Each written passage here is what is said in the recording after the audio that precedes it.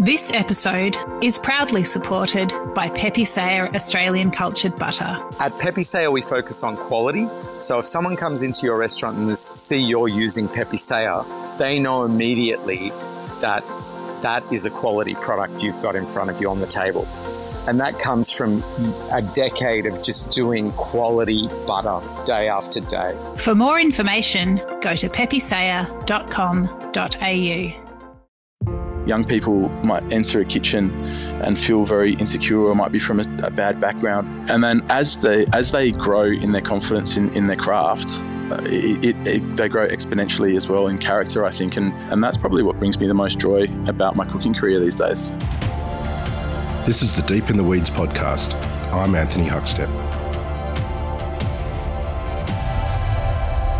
We've had many conversations about the importance of mentors in the hospitality sector. Those that have been through all the bumps in the road, helping those build their own careers. Recently, we've had a few chefs mention Timothy Montgomery as an important mentor that helped shape their careers.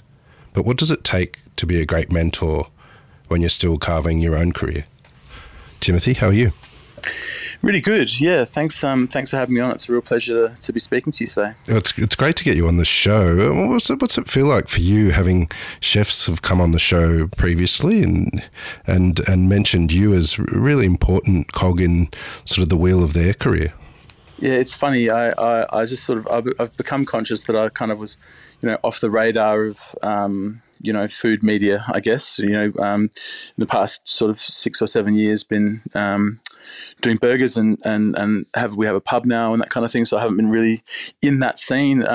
Otherwise, and if it wasn't for my various progeny that are out there that are doing well, I suppose you probably wouldn't have got in contact with me, which I think I think it's really flattering. And it's, when you get invited to come on to, a show like this for a conversation with you, you get quite reflective, I think. And I think there was a time in my life where I think, you get caught up in, I think you lose direction as to why you became a chef in the first place, which is for me, it was, I love to cook for people. I love to sort of, have that feeling of giving sort of yourself, or giving love, or giving happiness to someone through cooking. I think it's a fantastic medium for doing that. And that's why I sort of I became a chef after I'd been to university, sort of a bit later than most people. But I love that. And I think, you can get caught up in the hats and the reviews and the accolades and the awards and all that kind of stuff. And I think it becomes quite egocentric. So when reflecting on sort of that sort of mentorship thing, I think that's actually, I think it's easy to get a bit nostalgic and a bit sentimental as you get a bit older. But I think, the young guys that have just eclipsed my career and doing amazing things, that say I had an influence on them, it's very humbling and a really, really lovely compliment. It's an industry that sort of really needs mentors, to deal with the stress and the deadlines and also that sort of yearning for perfectionism or aiming for it. Did you realise at the time that you were being a mentor to these chefs as they were coming up? Is that something that you were aware of and were actively trying to be?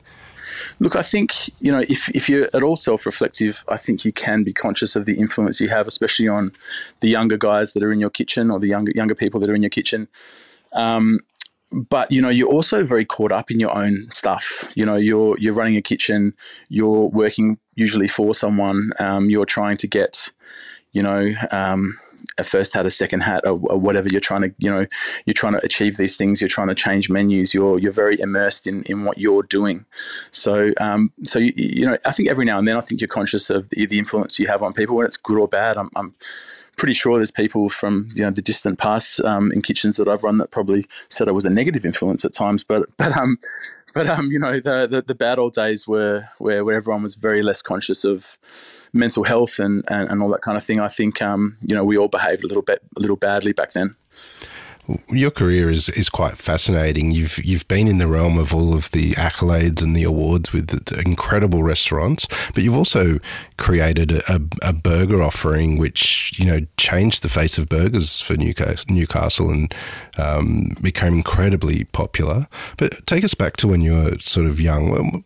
What was food like in your family? What sort of role did it play? Well, we were, so my daughter is actually first generation Australian. We were English, Scottish, Cornish immigrants. So I came out to Australia. I call myself Australian, but we arrived in Western Australia in a small sort of seaside Perth town called Mullaloo from where we were living in Kent, which is actually now southeast London as London's sort of grown outwards.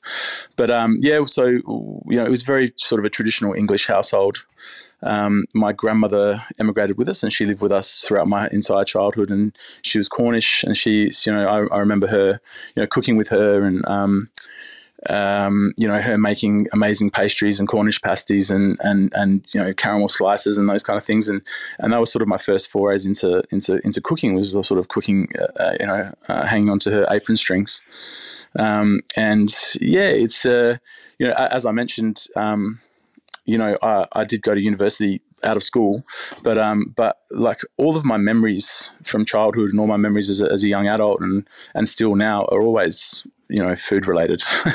And like whether it's traveling somewhere or like something that might be completely humble and completely like a pie or like I said before, like my grandma's pasties, or it could be we got to travel to Hong Kong when I was a child, or Thailand, and you have the most foreign amazing flavor combinations that you've never tried before, and they just stay in your mind. My memories have always been very food centric. You mentioned university, and most people come into the industry, particularly chefs, at a young age. But tell us about your transition and what lured you into hospitality. I used to hang around with a lot of chefs. Actually, a couple of guys that I grew up with were in the industry, and we always used to hang out together. And I was doing the scenic tour of a Bachelor of Arts, where we're majoring in English literature and visual arts. And if you saw my list of electives, it was very clear that I didn't know what the hell I was doing. So I had a whole lot of disparate interests. I was there with my brother, and we lived on campus for a while. And, there was a lot of partying and a lot of not going to class. And, it just was one of those things that throughout the entirety of what I was doing, apart from I used to do a bit of boxing and stuff as well. And apart from that, I really wasn't interested in much else. I really wasn't committed to my degree. I loved to read, and I loved, when I went to art school, I sort of became immensely aware that I wasn't the most talented person in the room. And I think that I sort of got brought down a few pegs. And the one thing that sort of remained a constant was just my interest in food. And then as soon as I got into a kitchen and saw the buzz and the energy, in fact, I think the first time I wasn't conscious of it till afterwards. I used to hang out with a guy at school who was a close friend of mine, who his father had a very famous Italian restaurant called Rigoni's in Adelaide, and it was sort of a landmark sort of institution. And I remember going there after skateboarding and stuff as a 13, 14-year-old, and just going in the back of the kitchen and seeing these guys in these pristine white jackets cooking this food. And I thought, this is just the buzz of the place was just amazing. And then, so once I kind of got hooked once I got into a kitchen, and I thought, maybe I'll become a qualified chef and become a food writer. And then suddenly that got put on the back burner, and I just wanted to work in better and better restaurants. And it took over. You did your apprenticeship at the Manse, which many years later you actually became the head chef of. Tell us a little bit about that journey. What was it like when you first started, but then to years later take over the kitchen? Yeah, it was a strange. I sort of started my apprenticeship in it was a pub called the Oxford, which was actually next door to the Manse in North Adelaide. And at the time, it had a really amazing dining room run by a chef called Todd Langley, who was this very flamboyant character who did some of the most creative and amazing food in Adelaide at the time. And once I sort of finished up there, I always wanted to sort of get into. There was this very just beautiful, ornate, building that was built in 1886. And everyone said that the food in there was amazing. And there was this sort of very quiet, humble Swiss chef called Bernhard Oertli, who was my main mentor in not just in the kitchen, but in lots of things in life.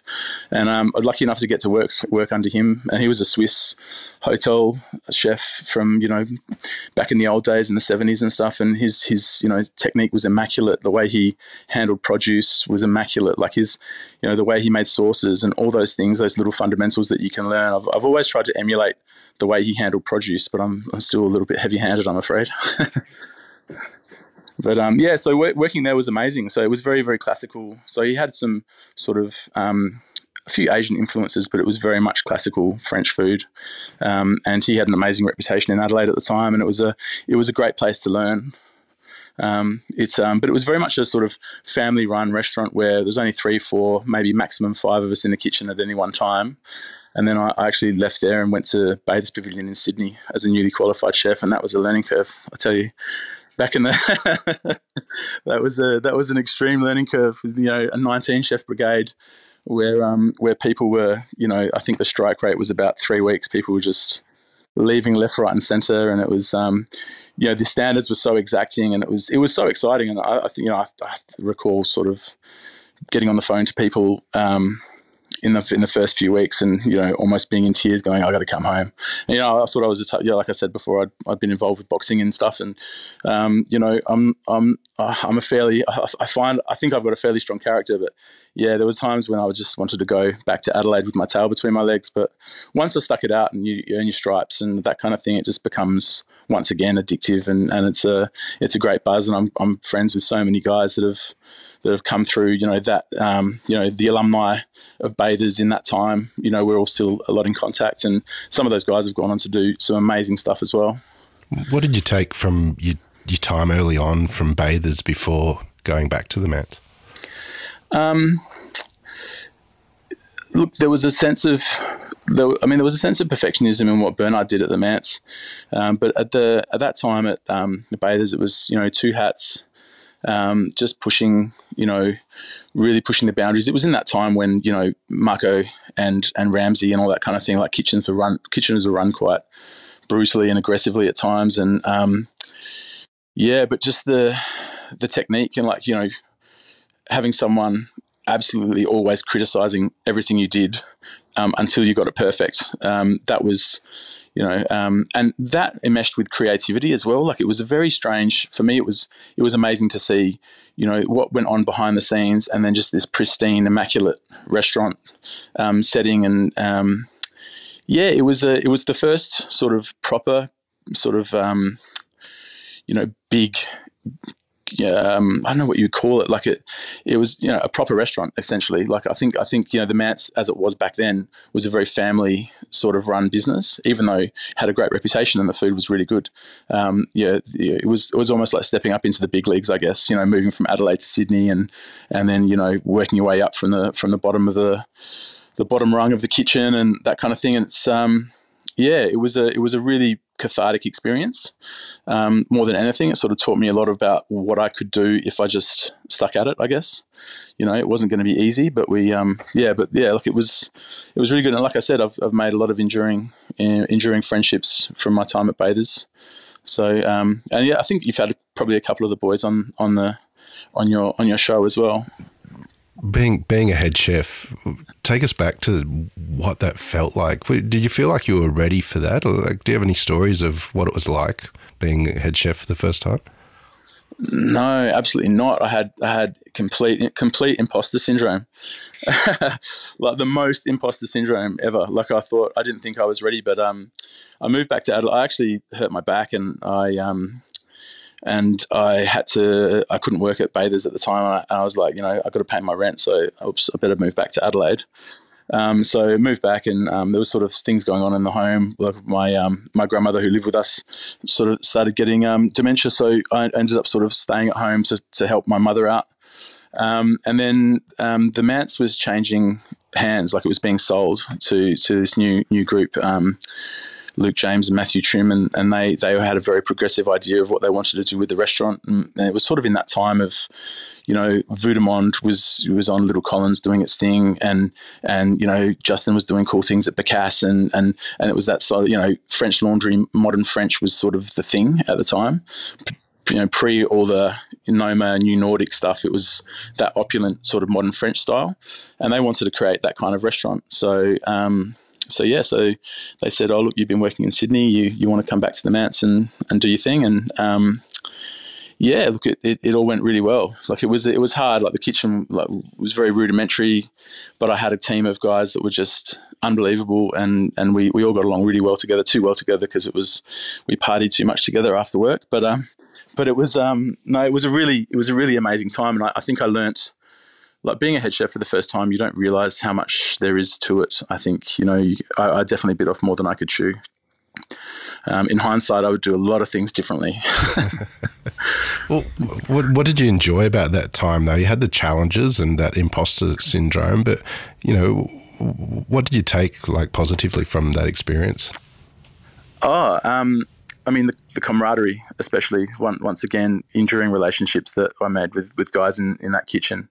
Adelaide, even though I'm sort of, Newcastle's become my home now, Adelaide is where I grew up. Adelaide is sort of, I'm very attached to Adelaide and very nostalgic about Adelaide, and to create a restaurant with some like-minded people that really, at the time, sort of changed the dining scene in Adelaide. It was, it really was. It became a sort of a landmark restaurant. Once again, like after Bernard, the new incarnation of the Manse really sort of pushed the boundaries a bit more, and I was immensely proud of what we accomplished there, and started getting national recognition and write-ups in the Australian, and invited to go do the Noosa Food and Wine Festival, and like all those little bits of when you're working sort of 80 hours a week. And unfortunately misbehaving for a lot of the rest of the week, there's not a lot of time for reflection, and suddenly you get these little accolades and little pats on the back, it was actually a very special time. I'm very, even though it was a lot of hard work and a lot of burns and a lot of craziness, I still talk to a lot of the guys in the kitchen, and we reminisce fondly about those times, very fondly. You ventured overseas like so many chefs do. Take us on that journey. You spent some time in London and also Switzerland as well. What was that period of time like for you? I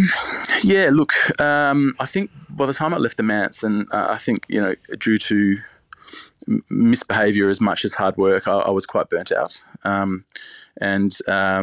needed a bit of a break. So I had no real game plan moving to London. I moved to London thinking maybe I'll jump into a Michelin star restaurant and see how that goes and all that kind of thing. And then I fell into sort of where I'd lived as a child, which is sort of the sort of southeast London, outer London Badlands now. It used to be Kent. It was quite funny. You move to. I'd been back to England a couple of times, but you have this. I had this perception that England was so genteel and England was so posh and proper, and I was going to go back and it was going to be so amazing, and it was really odd because it was rough. It was so rough, and like where I was staying at the time, and I just sort of went to the pub down the road from where I went to. I was in year one at school, they needed a chef, and I ended up helping them run the pub for a little while, and it was a really cool experience just to see that part of town. And we got to go. So without working in a Michelin star restaurant, I still twice a week we went into the East End and went to Smithfield Markets and bought all our meat, and Billingsgate and Spitalfields, and got all our produce for the week. And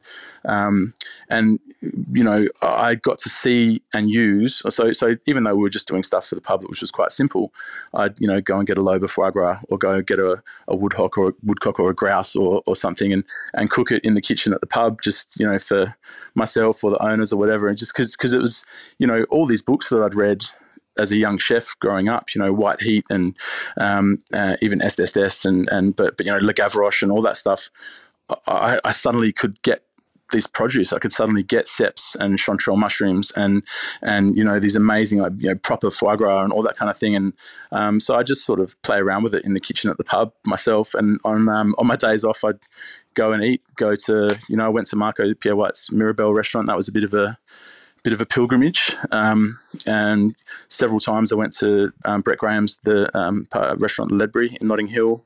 So got to sort of see that side of London without while sort of recharging my batteries, I guess. And then Bernard, my old chef from the Mance, had moved back to his family restaurant in the Swiss Alps and called me one day and said, "Hey, look, I'm out of a chef. I need a chef. Like, what are you doing?" And I said I'll be there in a couple of weeks. And yeah, it was really beautiful. That was a really amazing time, actually. The Swiss are very particular about what they do, and we were living on the side of a mountain in this beautiful hotel, and my sous chef, he spoke really good English. He'd grown up in Holland, even though he was Swiss, but his family lived on the side of the mountain just up from where the hotel was. And they lived very traditionally, made cheese, had goats, they'd milk the cows in the morning, and they'd put cream on the fresh cream on coffee with a little shot of schnapps. It was just such a beautiful place to live, like an immaculately beautiful place to live. And I learned a lot about also, traditional Swiss food. It wasn't, pushing boundaries. It wasn't foams and jellies and molecular gastronomy. It was pretty much the opposite of that. But I really loved that, and it was a good experience in the sense that I sort of had I've had a couple of epiphanies in my life, I guess, about cooking. But one of them was, I'd been working in restaurants where you'd want to put, back in those days as well, like in the early 2000s, you wanted to put as much on a plate as you can and show how big your ego was, and how much you could do, and like you'd have 19 different components on a plate and foams and sauces and whatever. And I'd go to like a little mom and pop place on the side of the mountain in a little village in Switzerland, or go down to Trentino, or like in the Tyrol, like in Alto Adige, just past into Italy, and you get fed something with, it might be gnocchi with burnt butter and sage, sitting on the side of a mountain, and it's the best thing you've ever eaten in your life. And I just sort of went, what, like, it doesn't have to be complicated, it doesn't have to be overworked, it doesn't have to be that way, So, and I think that sort of changed my approach to things a lot, especially like my time in Switzerland, especially. I had a similar experience, actually. I got to go to cook at the Salon de Gusto in northern Italy, where that was when I was at Bacchus. So I was doing sort of fancy food at the time, but we got to go over there and take local Hunter Valley lamb over there and cook it in this international kitchen for all these different people to try. So the Salon de Gusto is this huge food festival in northern Italy where people come from all over the world, all over Italy, and show their produce and whatever. And it was in this international kitchen, and cooking with people from Tunisia or Indonesia, or obviously Italy as well, because there were so many Italians. And people, as you'd be cooking, they'd watch what you were doing, and they'd say, "Oh, so what kind of food do you cook?" And I'd be like, "Shit, I cook French food." Like, and I had this epiphany, like, Jesus, I'm Australian, and I cook French food. And I think that was another little epiphany that really made me change my style. Like when I went back to Newcastle after that, I really, Tom Robinson was working with us as well, very, very intelligent, passionate chef, and we really made an effort to become fiercely regional and really try and express what was on our doorstep rather than emulate stuff that we'd seen in Europe, essentially. Well, what you did at Bacchus was extraordinary, like multiple chef hats in the top 100 with Gourmet Traveller. What lured you to Newcastle, and tell us about the restaurant? Yeah, look, I got engaged just before I've been sort of off and on with my girlfriend at the time for several years, and we parted company for about 4.5 years. And then she saw the error of her ways, and we got engaged just as I was leaving Switzerland. So my wife is a doctor, and she got her internship at the John Hunter here in Newcastle. So I said, "Oh, look, that'd be great. Look, I'm going to try and get a restaurant in Newcastle. We'll get a chef's hat. I want to get a chef's hat in the Sydney Morning Herald. We'll stay for 1 or 2 years. Then we'll move back to Adelaide or Melbourne or something like that." And that was 14 years ago. so we had no intention of leaving now. Like it's definitely become home. And yeah, Bacchus was really interesting. It's this beautiful, beautiful space. Like it's an old mission theatre built in the early 1900s, I think 1906. I could be wrong, but yeah, somewhere around there. And it was this huge, very, very ornate space. And yeah, look, had an amazing team of people that worked with there. One of them, actually two of them, you guys, I think you've had on the show, Reese Connell and Aaron Ward. Reese, I arrived at Bacchus, and he was a work experience student, and I was like, this kid's got a lot of talent. Like, let's just snap him up. So straight out of school, Reese came to work for us. He did his whole apprenticeship with us, and then ended up going straight into Sixpenny as a newly qualified chef, which I think was unheard of at the time. Stayed with Martin Benn for years, and then went over to Open Society and is now the head chef at the Gantry in Sydney. He's a perfect example of one of those kids that I'm just so immensely proud of.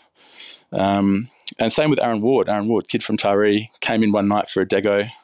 Hard to miss out in the dining room, being like 6'7", and he came back a couple of days later and said, I'd love a job. And then some months later became the sous chef. And then we were chatting, and he really wanted to work in Sydney. And I said, I think Dan Puskas is about to open Sixpenny, or about to open a restaurant. And then I think he just stayed at Dan until he got the job there, and then stayed there for a long time. Sixpenny hit 3 hats. Aaron's got like a multitude of awards, and now is behind the pans at Shell House, doing amazing things. And yeah, once again, like, so proud of what he's like. That hopefully I get to mention all the kids' names, but there's so many guys out there that have just eclipsed anything I've done, and I'm so immensely proud of them.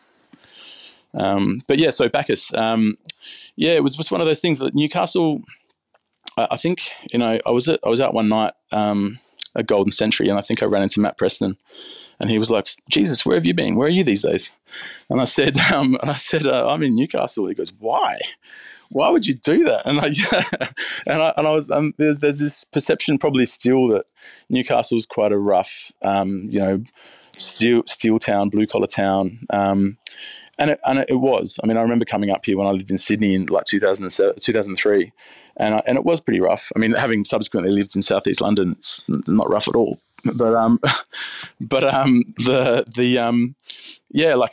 was that perception. I think it's changed over time. And when I first sort of started cooking here, 13 years ago, it was like there was a couple of people doing sort of interesting dining and fine dining.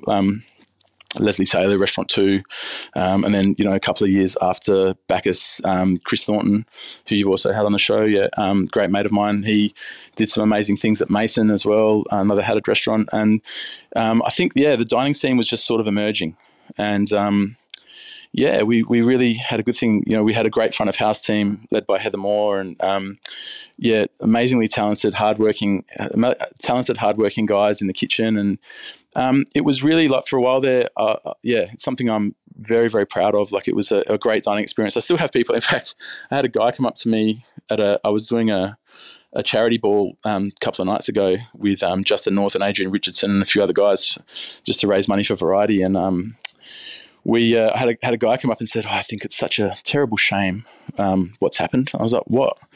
He's like, you closed Bacchus and now you're making burgers. I was like, man, burgers help pay our mortgage, man. Like, I mean, like if you come into Bacchus a little bit more, it might have still been open. No, I'm playing, but it's just funny because it became a very sort of the big night out in Newcastle. I guess it was a very special occasion sort of restaurant. So but yeah, we Tom and I, Tom Robinson and I have known each other for a long time. You had him on a couple of weeks ago, and I actually I was quite moved when I heard him talking about his time working together, and we did some cool things. We did some crazy things. We met a local Indigenous elder, and she took us out foraging a couple of times, and we were really trying to learn a lot about sort of what's usable on the doorstep and what we could forage, because foraging was quite the rage at that time. So much so we'd have Reece Connell and various other junior chefs, raiding people's gardens. It's it was, we did some cool things and really were like, it was this group of people that really wanted to push the envelope and do cool things for Newcastle and for ourselves, and it was very cool. I'm fascinated by one of the epiphanies that you talked about, with that realization you're cooking French and then returning and wanting to change tact and be fiercely local. How challenging was that for you, and how much did your food change? Do you have any examples of sort of dishes or direction that sort of exemplifies that? Yeah. So we came back, and I'd also eaten, like my wife and I had been for an extensive tour of America by car, where we ate at lots of diners and stuff like that. But we also, which actually coloured a lot of what I do now. But we also ate at a few amazing restaurants. 11 Madison Park, we've been to a couple of times, and Manresa in California, and the California coast. And Manresa had this dish which he had a few dishes that night. Actually, he really looked after us, but there was a few dishes. One of them was this dish which was kind of like a rock pool, essentially. Like, it was inspired by, and Tom and I sort of put our heads together in Newcastle, and we're like, the Indigenous name for Newcastle is Mulubimba, which means essentially the place of foraged sea herbs and sea flora. So we decided to make a sort of a Newcastle tidal pool dish, where we'd be going down daily and picking sea lettuce and sea spaghetti and different sorts of local things. Warrigal greens we started using a lot. They were all over the coastline. It really sort of coloured a lot of what we did, and we had like a little sort of Newcastle. We look at Newcastle stories as well, and the story, there was a I can't remember his name. I should remember his name because I'm such a big boxing fan.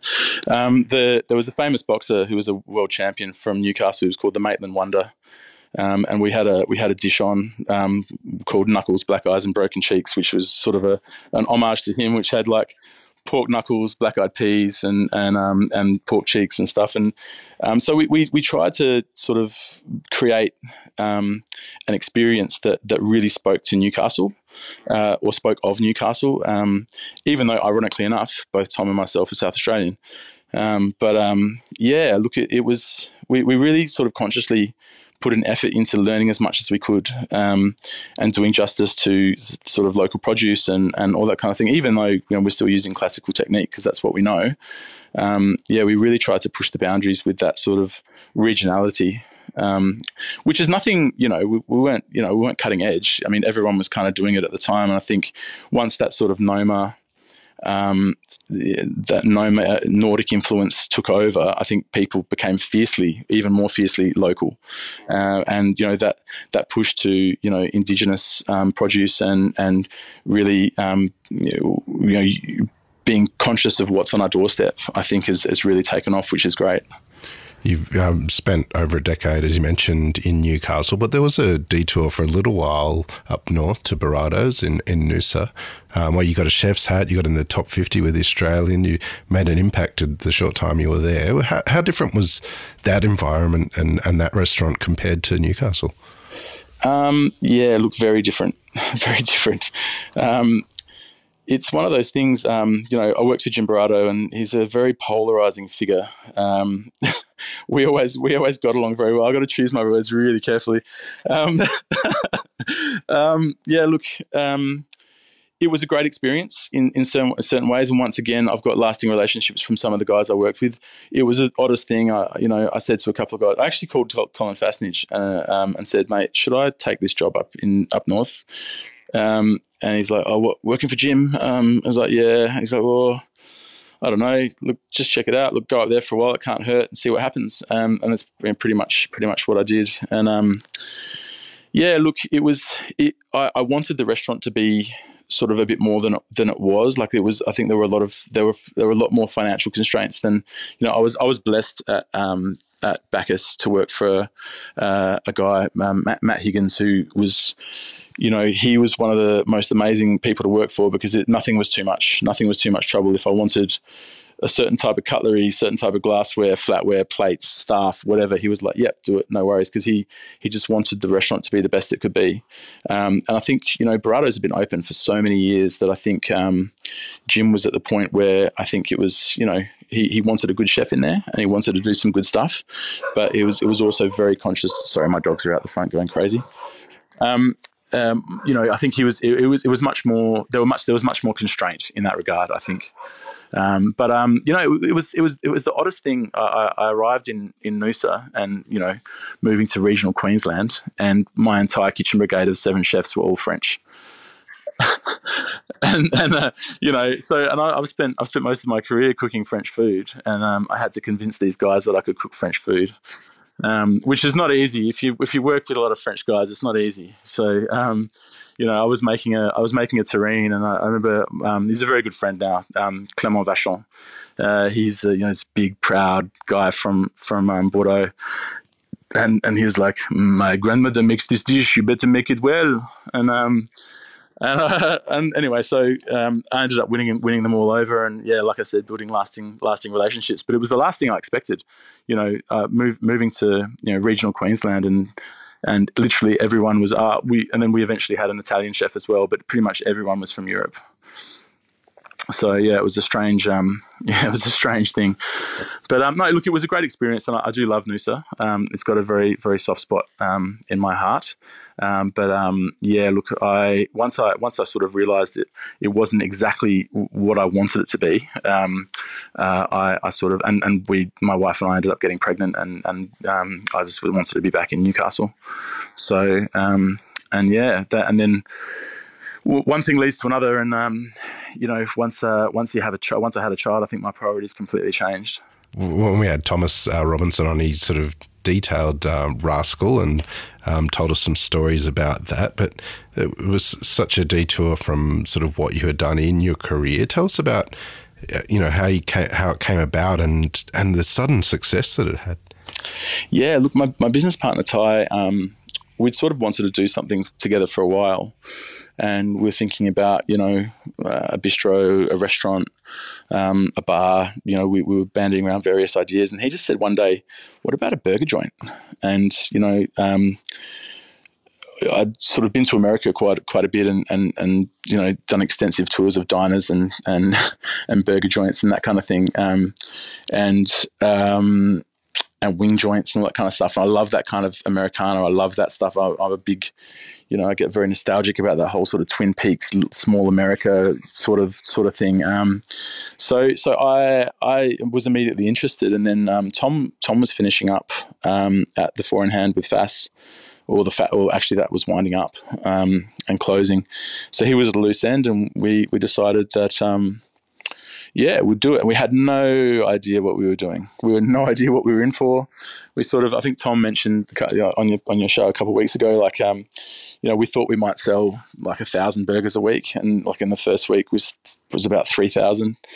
And like, it just was a monster from day one. We had lineups out the door, and it's settled down a lot now. It's much more, systemized and all that kind of thing. But at the start, we had no idea. We were just on the grill every day, on just making burgers, and it just was relentless. For the first 4 months, it was just relentless until we realized we needed to get more chefs, more structure, more streamlined. And that sort of, when you've done a lot of event work and you've done a lot of like high volume sort of catering and that kind of thing, you can apply that to, what you do in a fast food operation, I guess. And we'd seen what sort of Morgan McGlone had done with Bell's, and Warren Turnbull, obviously with Cherburger in Sydney. Like, we know Warren quite well, and we just didn't realise how much of a beast it was going to be from day one. And we try and use good produce, local produce, as ethically, as ethical as we can, I guess. It's just it's still to the monster. I mentioned to you before we started the the recorded conversation that we did. One of our shops is at a shopping centre, and the guys that run the shopping centre funded us doing a $5 burger. So the first 100 people that came in after midday got a $5 burger, and we did 100 burgers in 38 minutes. So, and then I came here for the podcast. So yeah, it's still a monster, and very lucky once again with like a group of young people that help us run it, and it's once again like 10 years ago, if you said, oh, you're going to have a burger shop and a pub, I would have thought, no, there's no way. But like, once again, I'm immensely proud of what we've done with it. It's a cool brand. And yeah, look, Newcastle, luckily for us, and we're very blessed that Newcastle sort of taken us in. Well, 2020 is a year that none of us are going to forget. But speaking of the pub that you just mentioned, that you opened a newly renovated pub that year. What was it like not only venturing into that realm, but in that period of time as well? Well, it's one of those things. At the start, we sort of touched on that whole mentorship thing. With Rascal, I was conscious that we weren't really imparting any knowledge, or I sort of missed that, working with people and teaching that side of cooking and that kind of thing. Not that I'm in the pub that much on the pans these days, but we've got an amazing team, amazing head chef Josh Lips, who's ex Fish Face, ex Pier, ex Bilsons, and we're so lucky that he's running the kitchen at the pub for us. He's immensely talented. But yeah, so when my business partner Ty wanted to buy the Prince, I was kind of a bit hesitant, but then I thought, like, it's actually be a great idea and a great way to sort of get into a space where we've got a bistro that can do some cool food and teach kids the correct techniques and that kind of thing, making sauces and butchery, and Josh is he works for Josh Nyland, and his fish butchery is absolutely immaculate. And yeah, look, yeah, it was one of those things as well from day one that was super busy. And then 2020. So we opened in the October 2019, and then October, November 2019, and then obviously COVID hit the following couple months later, and we had to close for a few months. But we kept we've got a bottle shop, and we kept a sort of takeaway offering going. We've got a drive-through bottle shop, and that sort of kept people coming through. And then once we reopened, even with limited numbers as they were, like, the place has been really well received by Newcastle again, and it's super busy all the time, which is great. A little earlier, you were talking about mentor of your own when you were young and in the industry, and you mentioned that they helped you with life more so than necessarily the trade. Is that something that you see as more vital in that sort of mentorship through the industry for people, rather than the skills that they might obtain? Yeah. Look, without turning this into a psychology session, my father, lovely man as he was, he moved to Hong Kong when I was in my early teens, and we didn't have all that much contact with him. So I think my brother and I got to a certain point where we sort of needed male role models, or looked for male role models, and as I touched on before, like boxing and that kind of thing, our boxing coach became sort of a very important person in our lives in that regard. Taught us a lot about, intestinal fortitude and overcoming fears and all that kind of stuff. And Bernard Oertli was I think I actually caught up with him in Adelaide a couple of months ago, and I sort of tried to tell him this. It's funny, it's funny. I'm listening to Tom Robinson's podcast as well. We don't, as men, sort of say how we feel openly enough, I don't think, obviously, and until you come on a podcast, which is is broadcast nationally for thousands of people to hear, and then you feel like you can open up. We're odd people, aren't we? Really, but no, it's figures like that, I think, are so important for young people, male or female. You need someone to sort of look up to and to show you the way. And Bernard was an amazing guy, and I think probably some people listening to this would be like, well, you didn't really have, you were a bit angry at times in kitchens, but he bucked the trend at the time where everyone was trying to be Ramsay, everyone was trying to be Marco, and he was just this gentle, like, you know, everyone respected his skills and everyone respected him, and every now and then he'd raise his voice, but he was just the most gentle, kind chef and person to work for, and yeah, he taught me a lot, and